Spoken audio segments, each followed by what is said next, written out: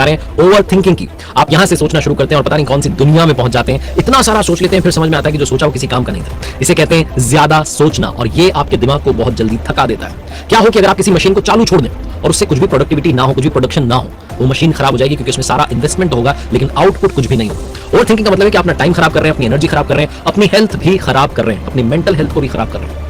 Over thinking जो होती है आपकी इच्छा शक्ति को कम करती है। किसी भी काम को हम परफेक्ट तब कर पाते हैं जब हमारे अंदर विल पावर, लेकिन जब हम ज्यादा सोचने लगते हैं, हमारा दिमाग थकने लगता है, तो हम किसी भी काम पर फोकस नहीं कर पाते। ओवर थिंकिंग आपके दिमाग की शक्ति को धीरे धीरे समाप्त कर देती है, आपका दिमाग को थकाने लगती है और आप स्ट्रेस में रहने लगते हैं। ये तनाव और चिंता आपकी हेल्थ को सबसे ज्यादा नुकसान पहुंचाती है। आज के इस वीडियो में बात करते हैं उन 5 तरीकों की जिनसे आप ओवर थिंकिंग से बच सकते हैं। सबसे पहला तरीका, अगर आप ओवर थिंकिंग से बचना चाहते हैं तो अपने ट्रिगर पॉइंट को समझिए।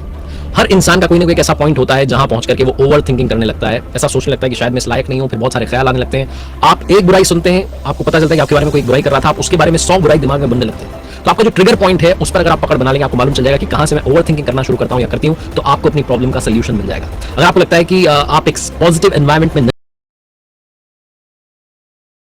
ऐसी प्रॉब्लम है जिसे आप खुद ठीक नहीं करना चाहते, तो इसमें कोई भी दूसरा आपकी मदद नहीं कर सकता। इसके लिए सबसे ज्यादा जरूरी है कि पॉजिटिव लोगों के साथ रहना शुरू करें, पॉजिटिव एनवायरनमेंट में रहना शुरू करें, उस ट्रिगर पॉइंट को समझें कि कहां से आप ओवर थिंकिंग करना शुरू करते हैं, तो आप ओवर थिंकिंग से बच सकते हैं। ओवर थिंकिंग इंसान तब भी करता है जब वो परफेक्शन के पीछे भाग रहा होता है, यानी कि संपूर्णता को फॉलो करना चाह रहा होता है।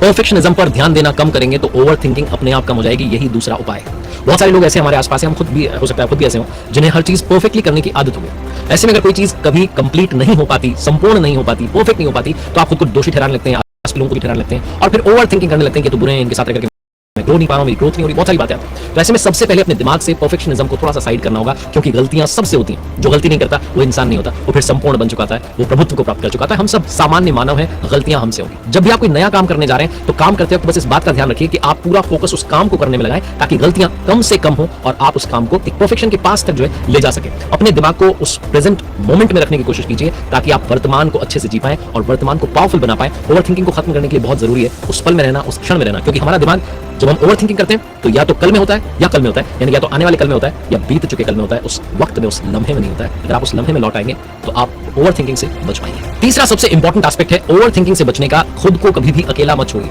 कई बार हमें लगता है कि हमें तन्हा रहना पसंद है, हम अकेलापन महसूस करना चाहते हैं, और ऐसे समय में हम ओवर थिंकिंग को इन्विटेशन दे रहे होते हैं कि और मेरे दिमाग को बर्बाद कर दो, पता नहीं क्या क्या सोचने लग जाते हैं। अगर आप खुद को अकेले छोड़ देंगे, अगर आप ग्रुप में नहीं रहेंगे, फैमिली के साथ रहेंगे, फ्रेंड्स के साथ रहेंगे, तो आप ओवर थिंक करने लगेंगे और फिर आप ऐसी ऐसी बातें सोचने लगेंगे जो आपकी हेल्थ को खराब कर रही होती हैं, आपकी मेंटल हेल्थ को खराब कर रही होती हैं। इनफैक्ट आप ऐसा कुछ सोच लेते हैं जो आपके रिश्तों को भी खराब करने लगता है। तो कभी आपको लगे कि अगर आप अकेले हैं तो दोस्तों के बीच में चले जाइए।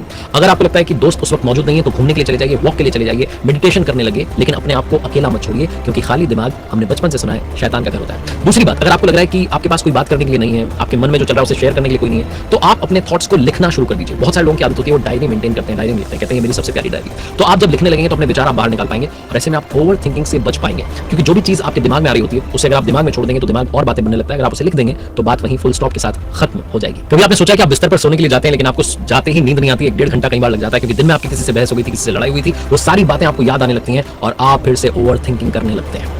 चौथी बात जो सबसे इंपॉर्टेंट है, वो उपाय ये है, वो सोल्यूशन ये है कि अपने आप को और दूसरों को क्षमा कर दीजिए, माफ कर दीजिए। कई बार हम दूसरों की वजह से ज्यादा सोच रहे होते हैं। किसी इंसान की कोई बात बुरी लग गई, कोई झगड़ा हो गया, कोई बहस हो गई, किसी इंसान ने हमारे साथ में बुरा कर दिया, तो हम दिन भर उसके बारे में सोच रहे होते हैं। इनफैक्ट जब बेड पर जाते हैं सोने के लिए तब भी हमारे दिमाग में वो उल्टे ख्याल आने लगते हैं, उस पर हम गुस्सा करने लगते हैं, उसे कहते तो कुछ नहीं है। अपना समय जो हो रहा होता है वो उसके बारे में सोच करके खराब कर रहे होते हैं। नेगेटिविटी को आमंत्रण देने के लिए हम चीजों को उठा करके घर में गिरा रहे होते हैं, फ्रस्ट्रेशन निकाल रहे होते हैं कि हमने ऐसा क्यों कर दिया, क्या कर दिया। तो सबसे इंपॉर्टेंट बात ये भी है लाइफ में खुश रहने के लिए, ओवर थिंकिंग से बचने के लिए, कि आप खुद को भी माफ कर दीजिए अगर आपसे गलती हो गई, किसी और ने आपके साथ गलत कर दिया तो उसको भी माफ कर दीजिए, ताकि आप सुकून से रह पाए। जब आप सोने के लिए जाएं तो आपको सुकून की नींद आए, आप चैन से सो पाएं, उसके लिए बहुत आवश्यक